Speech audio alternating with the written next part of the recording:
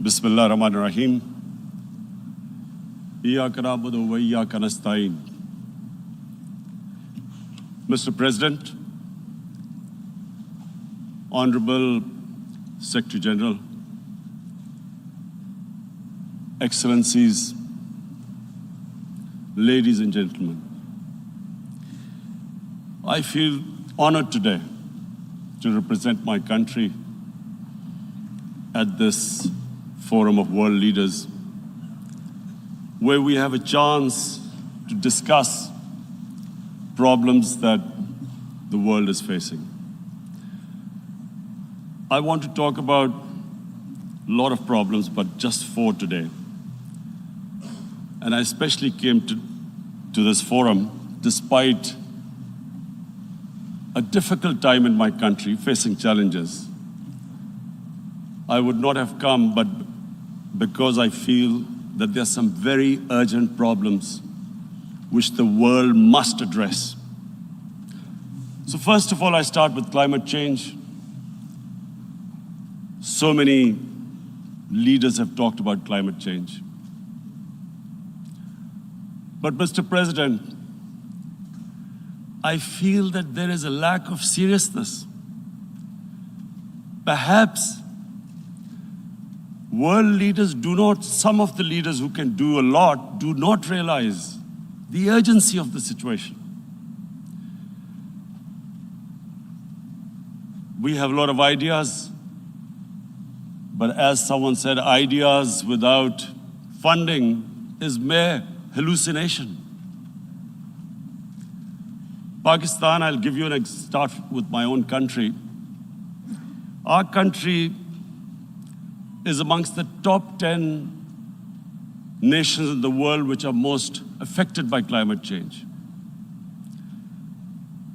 We depend upon our rivers. We are mainly an agricultural country. And 80% of the water in our rivers comes from our glaciers. The glaciers not just on the Pakistani side, even India. The 80% of the water in Ganges and the Indian rivers also comes from the glaciers, from the Himalayan glaciers, Karakoram, Hindu Kush. And these glaciers are melting at quite a rapid pace. We detected already 5,000 glacial lakes in our mountains. And if this keeps going, if nothing is done, we are scared that humans are facing a huge catastrophe. In my country, when my party came to power in the province of KP, we planted 1 billion trees in 5 years. Now we've set ourselves a target of 10 billion trees in Pakistan. Idea being to counter the effects of global warming. But one country cannot do anything. This has to be a combined effort of the world. My optimism comes from the fact that humans, the Almighty has endowed humans with great powers. We can do anything, provided our survival instinct is stirred up. And this is really what I hope that the United Nations will take a lead in this. There must be more emphasis. Richer countries must be pushed. Countries that mainly are responsible for greenhouse gas emissions. They must be pushed because our country contributes minuscule amount to greenhouse gases. So I feel that the United Nations must take leadership in this. My second issue for me right now is even more critical. Mr. President, every year, billions of dollars leave the poorer countries and go towards rich countries. billions of dollars siphoned off by the ruling elites of the developing world. And they find their way into Western bank accounts, offshore accounts, tax havens, expensive properties hidden behind companies bought in Western capitals. Mr. President, this is devastating the developing world. This is causing more poverty, debts. It's impoverishing the developing world. The difference between rich and poor countries is growing because of this. Money laundering, which happens because money leaves the poorer countries into rich countries, is not treated the same as, for instance, money from drugs or terror financing. The seriousness which terror financing and money from drugs, the way it is treated, it's not the same. The way the poor countries are being plundered by their elites. It's not happening. In my country, when I took charge of our government a year back, in the 10 years preceding that, our total debt went up 4 times. The debt we had accumulated in 60 years, just in 10 years, it went up 4 times. As a result, the total revenue we collected in 1 year, half of it went into debt servicing. How are we going to spend money on our human beings, 220 million people, when half the money is going into debt servicing? Because our country was plundered by the elites, the ruling elite. And easily they could get the money out. And when Mr. President, we located properties in Western capitals bought by this money through corruption and money laundering, located the properties of these corrupt leaders, we find it so difficult to retrieve it. That money, if we retrieved that money, we could spend on our human beings. But it's so difficult. The laws protecting these criminals. We do not have the sort of money to have expensive lawyers and spend millions and millions of dollars. We need help from the rich countries. And Mr. President, it's critical. The rich countries must show political will. They cannot allow this to happen. How can the poor countries spend money on human development, which the United Nations asks, SDG? How are we going to do it when this money can easily leave our countries? So, unless the rich countries intend to build walls to stop economic refugees coming as we see right now, they must take action. They must take action now. It must be a deterrent. Corrupt ruling elites should not be able to take money out easily and park it into foreign bank accounts and into these properties abroad. And I never understand why. Why do we have these tax havens? Why is this allowed? Why shouldn't rich people pay taxes? Why is it legal to have these tax havens where you have these secret accounts? Because, you know, world is changing. The population of the world is growing. Sooner or later, you're going to have a crisis. If the poor get poorer and the rich get richer, there is going to be a crisis sooner or later. So this is my second point. I hope that the United Nations takes a lead in this. It involves the IMF, the World Bank, Asian Development Bank. They must find a way of stopping this plunder of the developing world. My third point is Islamophobia. There are 1.3 billion Muslims in this world. There are millions of Muslims living in other countries, European countries, in the US, as minorities. Islamophobia since 9/11 has grown at a pace where it is alarming. Human communities live together. There should be understanding amongst them. But Islamophobia is creating a division. Muslim women wearing hijab, it's become an issue. It's become an issue in some countries. Hijab is some sort of a weapon. A woman can take off her clothes in countries, but she can't put on more clothes. How is this happening? Because of Islamophobia. And how did this Islamophobia start? After 9/11. And why did it start? Because certain Western leaders equated terrorism with Islam. Islamic terrorism. Radical Islam. What is radical Islam?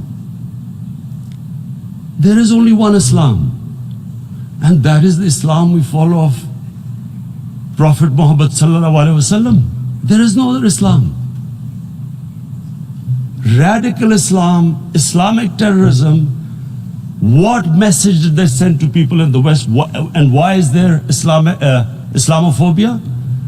How is a person in New York, in the Midwest, in the US, in European capital, how is he going to distinguish between who is a moderate Muslim and who's a radical Muslim?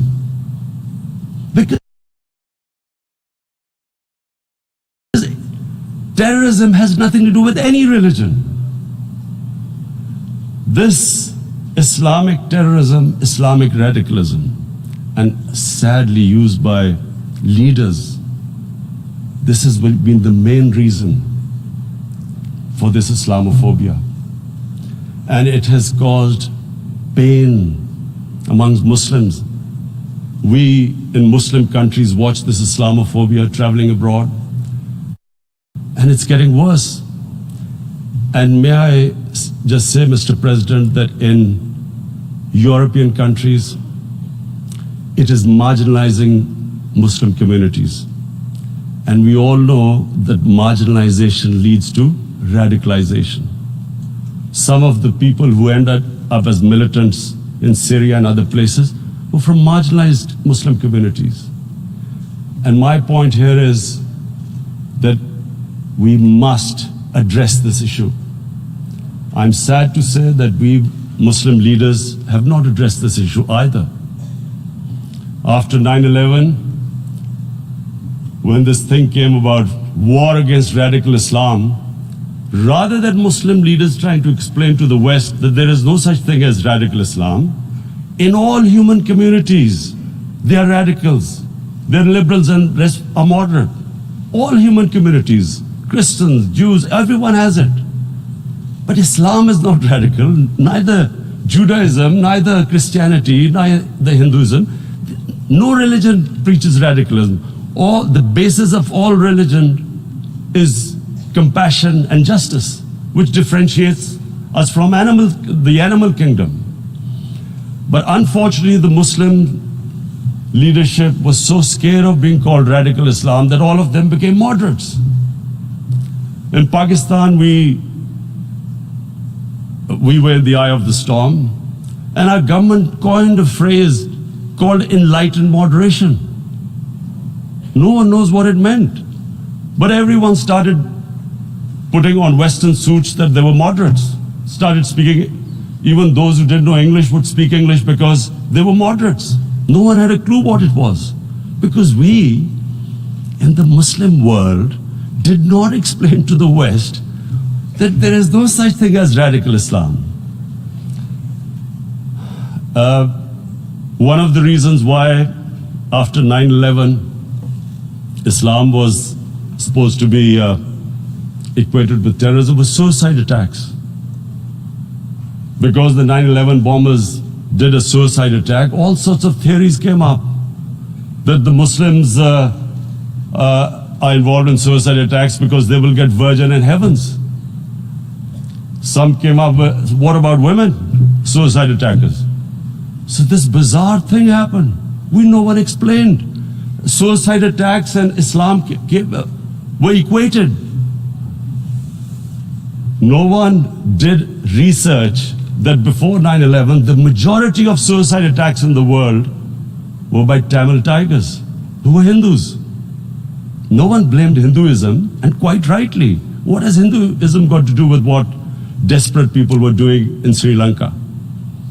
We all know about, we've seen films about Japanese kamikaze pilots at the end of the Second World War doing suicide attacks. No one blamed the religion. But here we were trying to prove we were moderates and not explaining to the West. But the most important thing I wanted to say here today, in explaining this Islamophobia, Mr. President, and I feel it's very important because I've spent, because of, I played professional sport in England, I spent a lot of time there, so I know how the Western mind works and how West views religion. So where the misunderstanding about Islam came. And one of the reasons it caused Islamophobia. That was, in 1989, this book was published, maligning, insulting, ridiculing our Prophet Muhammad sallallahu alaihi wasallam. And there was a reaction in the Muslim world. The West couldn't understand what was the problem. Because in the West, because I have spent so much time in the West, religion is perceived completely differently. They don't look upon religion like we do. And so, Islam was supposed to be an intolerant religion. It was against freedom of expression. And Islam took a real beating 30 years ago. I still remember it became a watershed. And every 2 or 3 years, someone would malign our Prophet, peace be upon him. There would be a reaction by the Muslims. And again, it was Islam, an intolerant religion. Again, this time, I blame a certain section of the people in the West who deliberately provoked this, knowing the impact it would have. But the majority of the people in the West didn't understand. This is where, again, Muslim leadership let the Muslims down. We should have explained to them what our Prophet, peace be upon him, means to us. So in 1 minute, I'll try and explain what he means to us. Our Prophet was the witness to the divine book, the Holy Quran. The Holy Quran is the book of guidance for Muslims, and the Prophet's life was living the Quran. He was an example of what the Quran guided us to be. So he is the ideal we all try to get to. The Prophet created the state of Medina, the first state in Islam. That state was the basis of a Muslim civilization which became the predominant civilization for the next 700 years. And what was that state?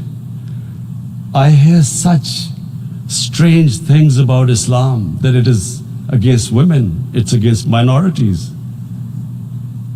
The first state of Islam in Medina, it was the first time a welfare state was set up.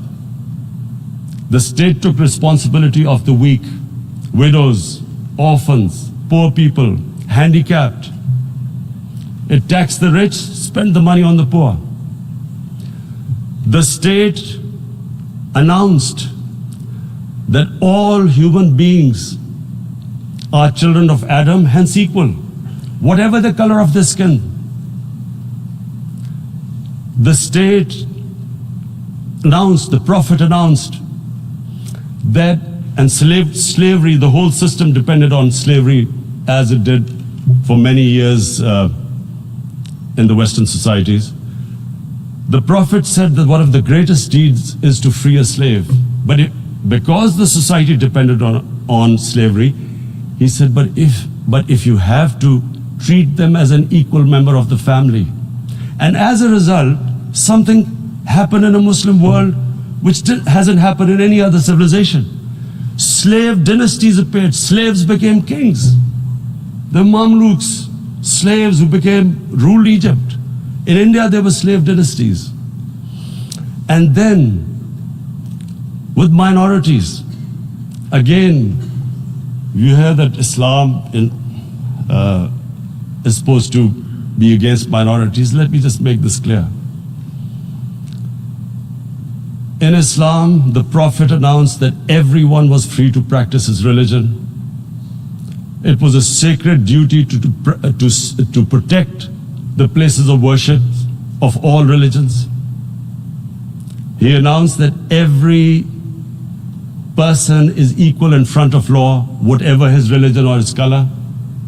And this incredible case, and I always quote this, that the fourth Khalifa, the head of state of Medina, he lost a court case against a Jewish citizen.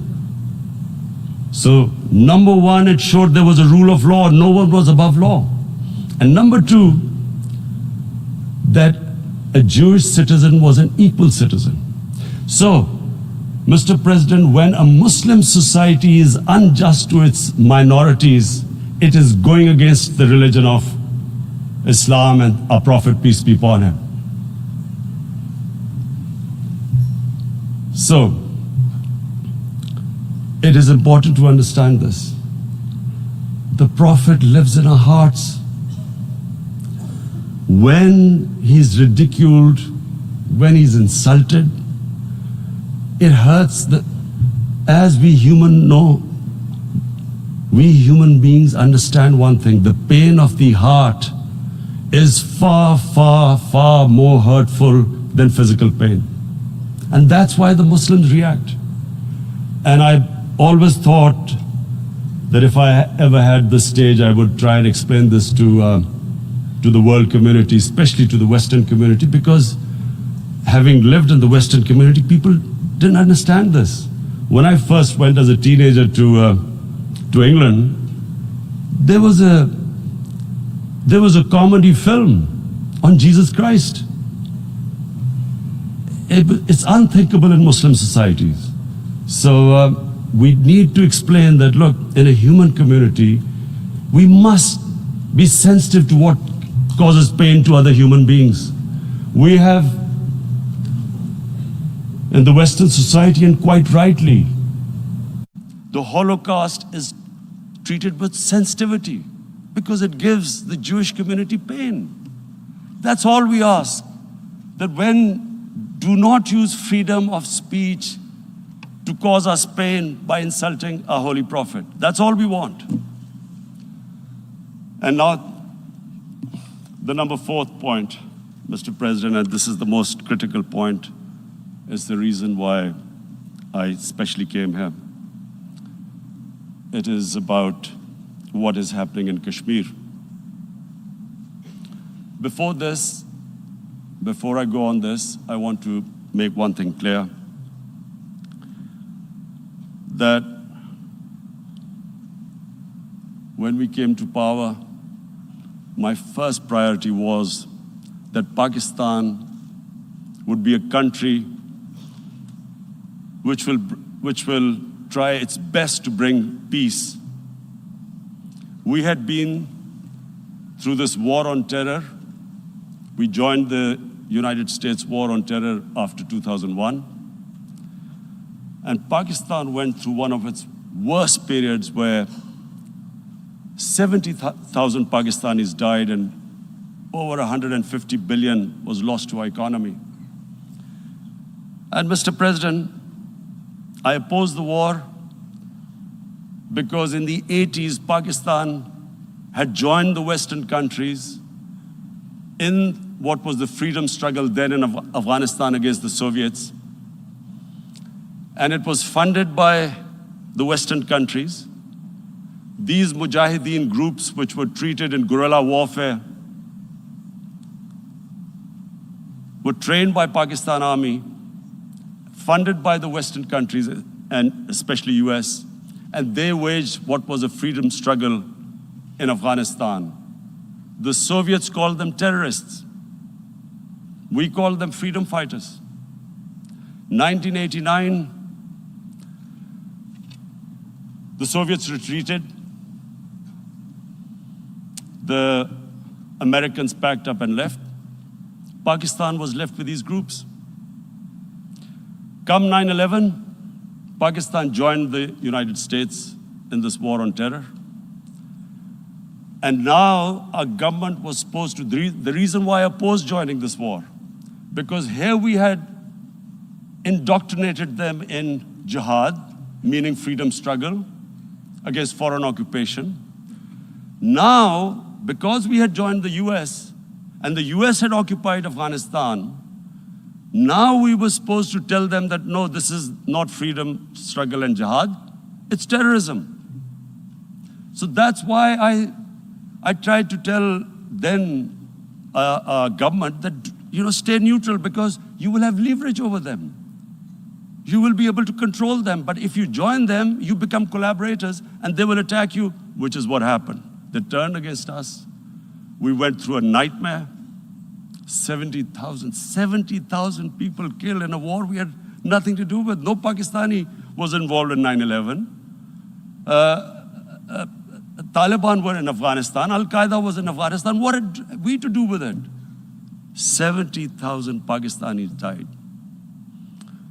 So when we came to power, we decided that we would dismantle what was left of these groups. And this decision was taken not just by us, but by all the political parties in Pakistan. Unfortunately, they didn't implement it. So we came to power, we decided to implement it, and we dismantled whatever was left of the groups.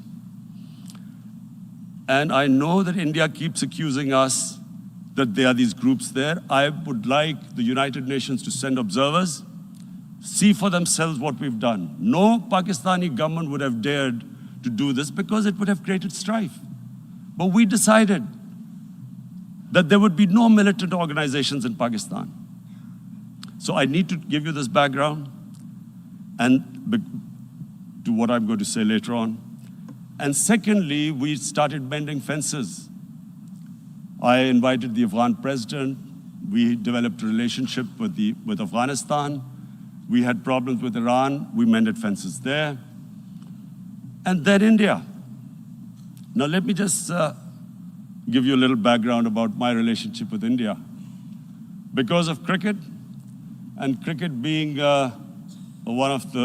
it's a passion in the subcontinent, I had great following in India. I have friends in India, and I loved going to India. So immediately, when my party came to power, the first thing we did was to immediately reach out to India. And I spoke to President Modi and I said, look, we have similar problems. Climate change, poverty, let's get together. Let's resolve our differences through trade. Let's build a relationship on trust. Prime Minister Modi told me that, there were terrorist attacks from Pakistan. I said, we have problems with you. There are terrorist attacks which we know are instigated by India in Balochistan. We caught a spy, Kulbhushan Yadav, who admitted what the sabotage going on in Karachi and Balochistan. So we said, look, let's leave that behind. Let's move forward. Our main priority should be our people. The highest number of poor people live in the Indian subcontinent. Unfortunately, didn't make any headways. Our foreign minister was supposed to meet on this in the UNGA last year. India canceled it. We thought that it's their election coming up. It's a nationalist, ultra-nationalist party. It doesn't want to cozy up to Pakistan. So we thought, okay, we'll wait till the elections. Meanwhile, a 20-year-old Kashmiri boy, whose father said was radicalized by the security forces in Kashmir, blew himself up on an Indian convoy. Immediately, India blamed us. I spoke to the Indian public on television. I said, if you give us any iota of proof, we will immediately take action because we've clamped down on these groups. Rather than sending us any proofs, they sent their jets in, they bombed us. We retaliated. A jet, 2 of their planes were shot down, 1 pilot bailed out in Pakistan. We immediately returned the pilot, saying that, look, we do not want any escalation. Rather than taking that as a peace gesture, the entire campaign, almost the entire campaign of Mr. Modi in the election was how he had taught Pakistan a lesson that jets had killed 350 terrorists. Complete lie. They had just killed about 10 trees of ours, which was quite painful given that, we are growing all these trees. He then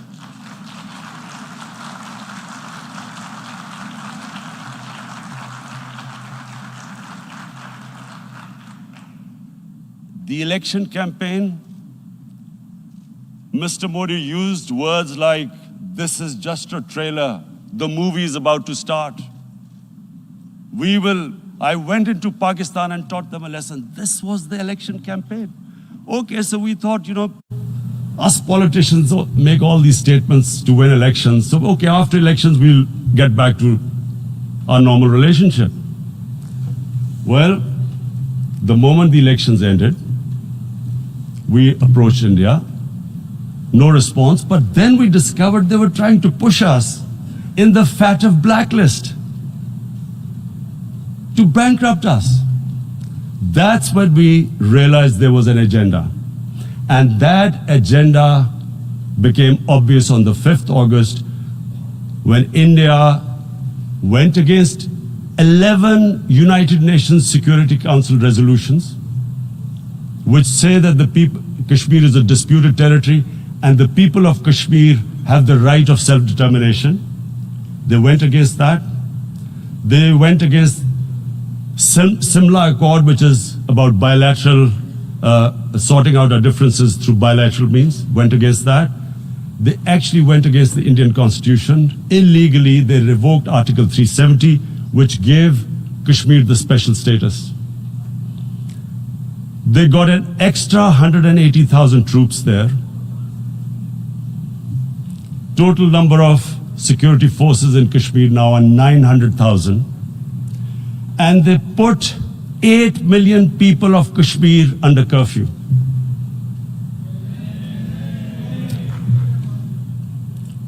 Mr. President, now I just briefly want to make the people understand, how can anyone do something like this? And for that, I have to explain to you what is RSS. RSS, Mr. Narendra Modi is a life member of RSS. RSS was an organization that was inspired by Adolf Hitler and Mussolini, came about in 1925. They believed in racial purity, racial superiority. They also believed they were an Aryan race like the Nazi believed they were an Aryan race. All that I'm saying can be verified. This is the time of information revolution. You can Google all this, what I'm saying. But it is very important for me to explain this to you so you know what is happening in India. This RSS believed in the ethnic cleansing of Muslims from India. At one point, there was racial superiority of the Hindu race.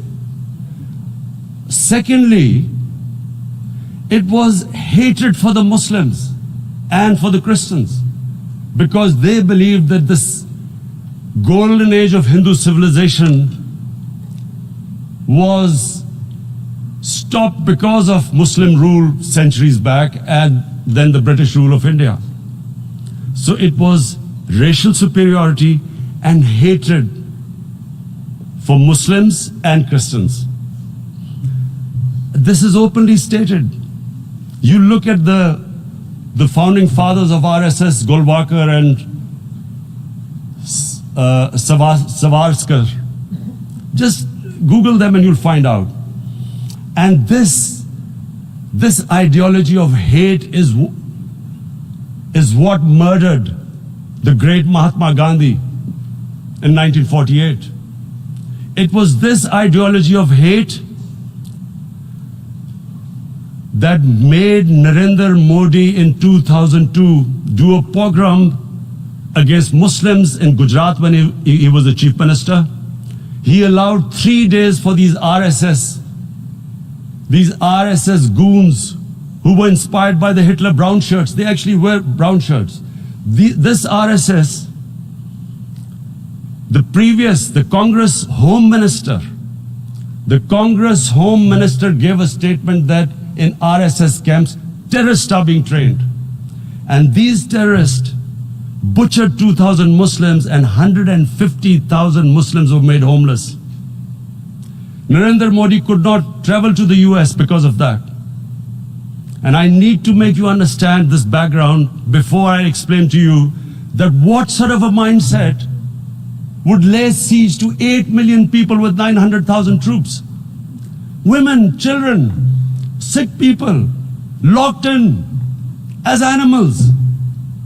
In fact, of what I know of England, if 8 million animals were locked in, the RSPCA would have made a lot of noise about it. These are human beings.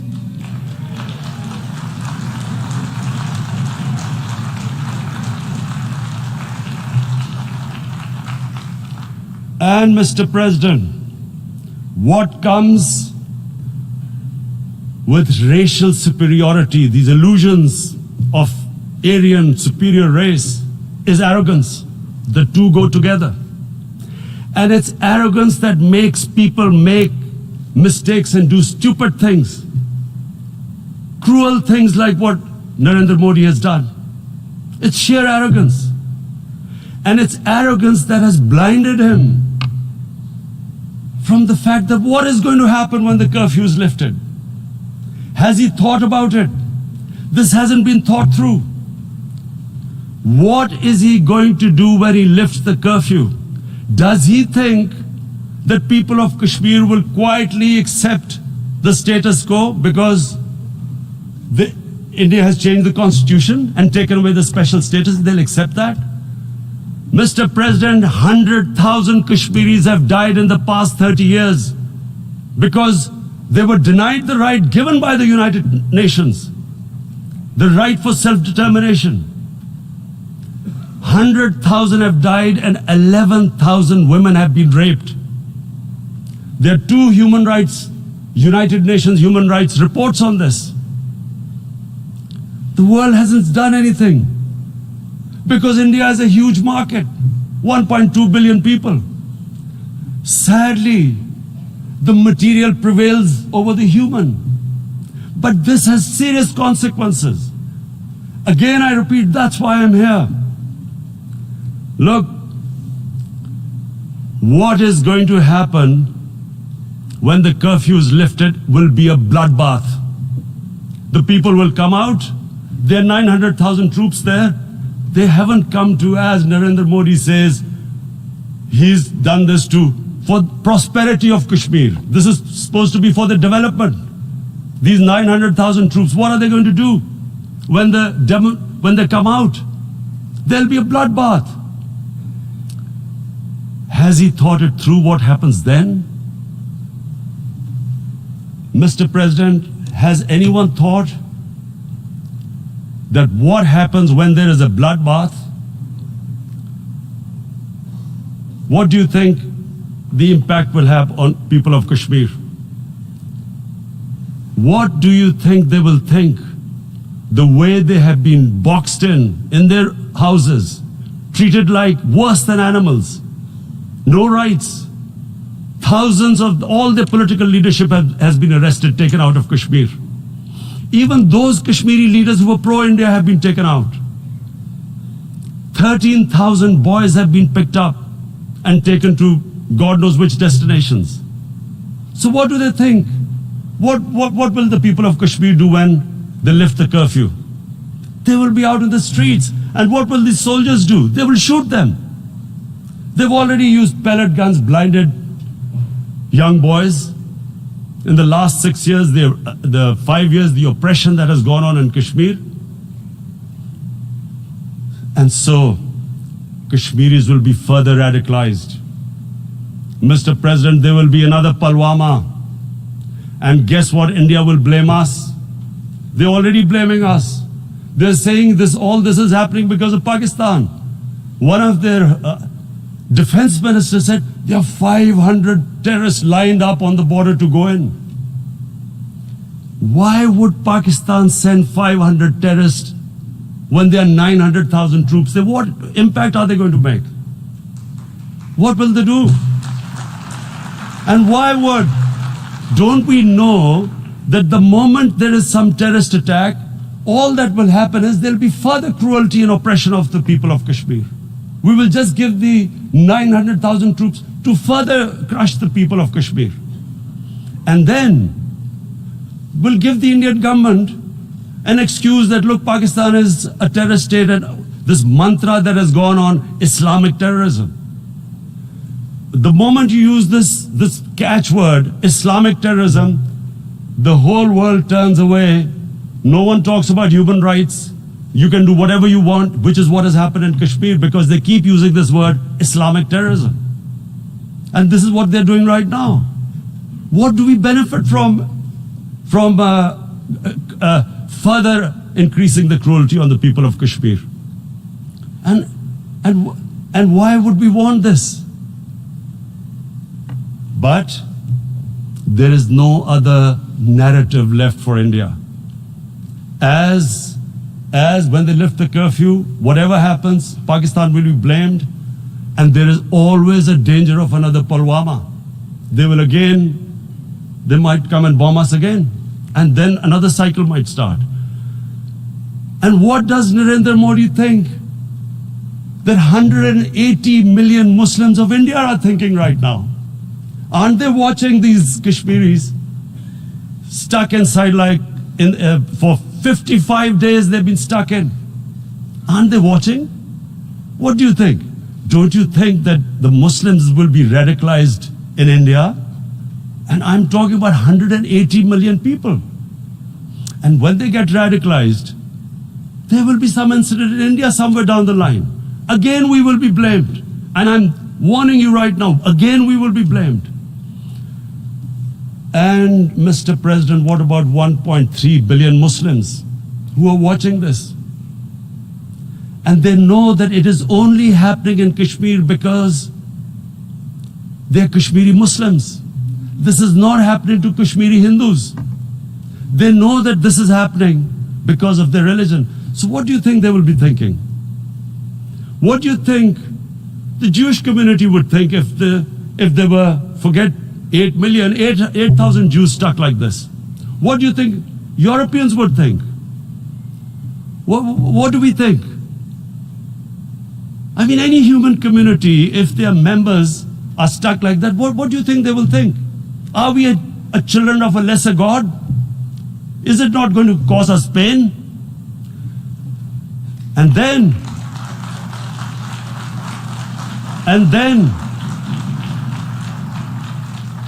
I'll tell you what will happen. People will, in the 1.3 billion Muslims, someone will pick up arms. I know we've been brought up with films, Western films. This good, decent guy doesn't get justice. He decides to pick up a gun and start seeking justice. There was a film made in New York, famous film called Death Wish. This guy gets mugged by and his family, his wife gets killed or something. He can't get justice. He picks up a gun and he goes around shooting muggers. And the whole cinema cheers him on. So what do you think the Muslims are thinking right now? if there is a bloodbath, there will be Muslims becoming radicals, not because of Islam, but because of what they will see, that there's no justice when it comes to Muslims. There were Rohingya Muslims, Myanmar, who are, God knows, almost 1 million people out, ethnic cleansing. What was the response of the world community? So what do you think will be the response of 1.3 billion Muslims? I picture myself. I'm in Kashmir. I've been locked up for 55 days. I've heard about, and there are rapes, Indian Army going into homes, soldiers. Would I want to live this humiliation? Would I want to live like that? I would pick up a gun. You're forcing people. You are forcing people into radicalization.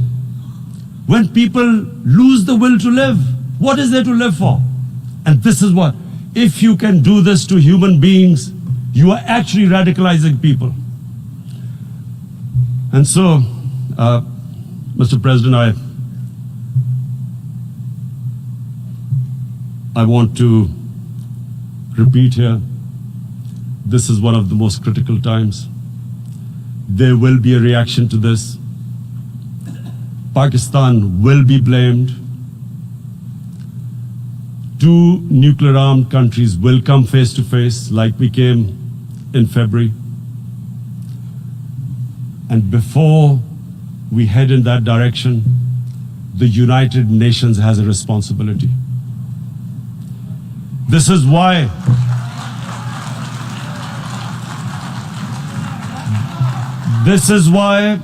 the United Nations came into being in 1945. You were supposed to stop this happening. I feel we are back to 1939, Munich. Czechoslovakia has been taken, annexed. What is the world community going to do? Is it going to appease a market of 1.2 billion, or is it going to stand up for justice and humanity?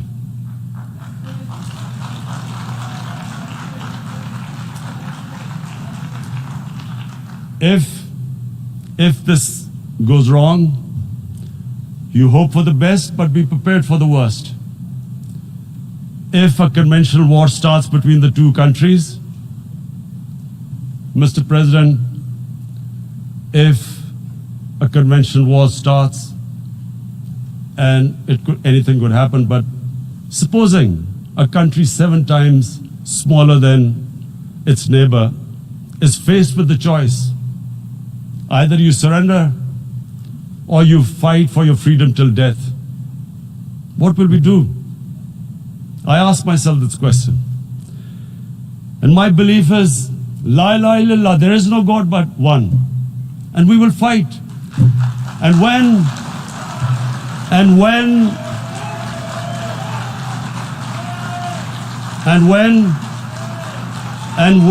a nuclear-armed country fights to the end, it will have consequences far beyond the borders. It will have consequences for the world, which is why I repeat I'm here. Because I'm warning you, it's not a threat. It's a fair worry that where are we headed? And I've come here to tell the UN, you've got to, this is a test for the United Nations. You are the one who guaranteed the people of Kashmir the right of self-determination. They are suffering because of that. And this is the time. This is the time not to appease like in 1939 appeasement took place. This is the time to take action. And number 1 action must be that India must lift this inhuman curfew, which has lasted for 55 days. It must free all political prisoners, and especially those 13,000 boys that have been picked up. Parents don't know where they've disappeared. And then the world community must give the people of Kashmir the right of self-determination. Thank you. En nombre de la Asamblea General agradezco al señor Primer Ministro de la República Islámica de Pakistán la declaración que acaba de formular y pido a protocolo que acompañe a su excelencia. La Asamblea escuchará un discurso del Primer Ministro de la República Helénica, Su Excelencia Kyriakos Mitsotakis.